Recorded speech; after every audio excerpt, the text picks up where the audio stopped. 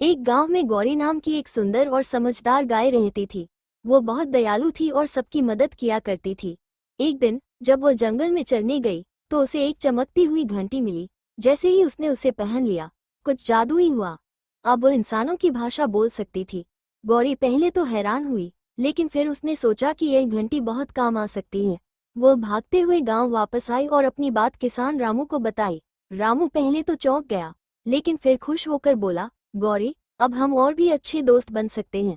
गौरी ने अपनी नई शक्ति का सही उपयोग करने की ठानी। अब वो गांव के बच्चों को कहानियां सुनाने लगी, बड़ों को खेतों में मदद के नए तरीके बताने लगी और चोरी छिपे जंगल में जाकर जानवरों से उनकी परेशानियां भी पूछने लगी।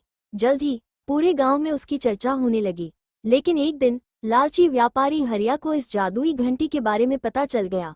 वह सोचने लगा, अगर मेरे पास ये घंटी हो तो मैं करोड़पति बन जाऊं।